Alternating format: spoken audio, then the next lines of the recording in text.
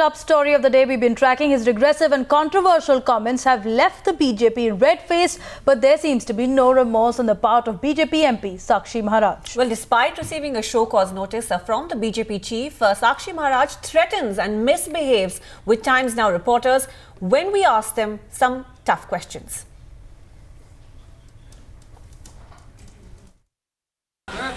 Sir, आपके ऊपर notice आया है, बीजेपी ने आपको नोटिस भेजा है। मुझे कोई जानकारी अपना स्टेटमेंट वापस लेंगे? नहीं, मुझे कोई जानकारी नोटिस की नहीं है। अभी ट्रेन से उतरा हूँ। सब बीजेपी के प्रेसिडेंट और बीजेपी के मंत्री खुद कह रहे हैं कि आपको नोटिस दिया गया है, 10 दिन में आपको रिप्लाई देना है। मुझे कोई नोटिस लिया जाएगा। मुझे कोई नोटिस की जानकारी नहीं है। मुझे कोई नोटिस की जानकारी नहीं है। मुझे किसी नोटिस की जानकारी नहीं है।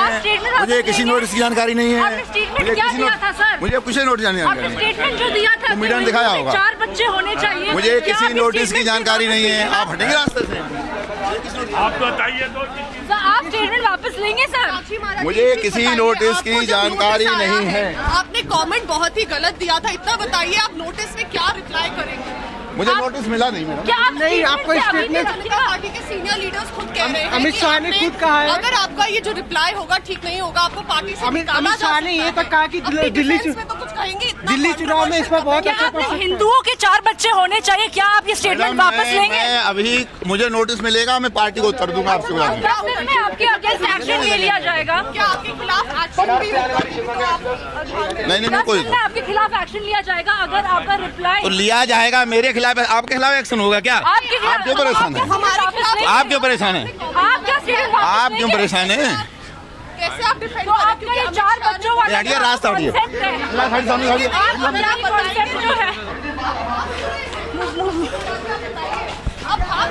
तो हम लोग 4 बच्चों वाला जो स्टेटमेंट है आपका, आप रिस्पॉन्ड क्यों नहीं कर रहे हैं?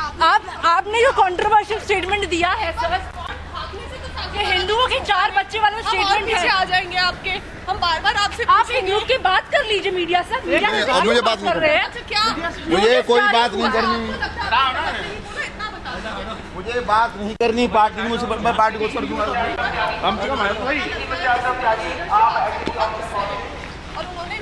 अगर आप सही नहीं करेंगे तो फिर व्यवहार में सही नहीं करूँगा। आप मीडिया से रुक के बात कर लीजिए, एक बात दे दीजिए इस मामले में। मुझे कोई नोटिस नहीं मिला अभी। अच्छा, तो मतलब आपने गलत नहीं बोला, ये मेरा मानना। आप ऐसा कंट्रोवर्शियल स्टेटमेंट करते फिर बीजेपी आपको नोटिस देती है, फिर आप कुछ बोलना नहीं चाहते, मीडिया अवॉइड करते हैं। आपकी दिल्ली चुनाव में असर पड़ेगा। अमित शाह ने इतना तक कहा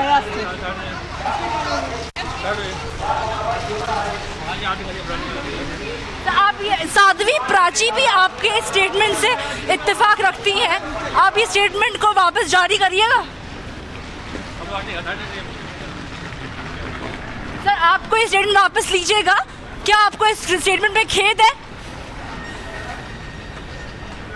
सर, आपको जाहिर सी बात है, बीजेपी ने बोला कि आपको नोटिस जारी किया गया है, तो क्या आप वो स्टेटमेंट वापस लीजिएगा? मैं नहीं जानता, मेरी पार्टी को इतराज हो, मैं पार्टी से बात करूंगा। मैं आपसे बात नहीं कर रहा। पर आपने जो ये स्टेटमेंट दिया है सर, मैडम, मैं आपको बात ही नहीं कर रहा आपसे। इतनी जानकारी है कि राष्ट्रीय नेतृत्व ने पत्र भेजकर जानकारी मांगी है और आग्रह किया है कि भविष्य में हम सब कार्यकर्ताओं का पार्टी की मूल लाइन से डेविएशन ना हो, इस बात की अपेक्षा की है। Definitely no one should threaten the media. Media is one of the most important pillars of democracy. We have to stand by media if we want to construct a new India. And let me also remind you of the fact that none other than the Prime Minister of the country, Shri Narendra Modi, only recently said that media should criticize, because only by a healthy criticism, only by a healthy discussion can a democracy evolve.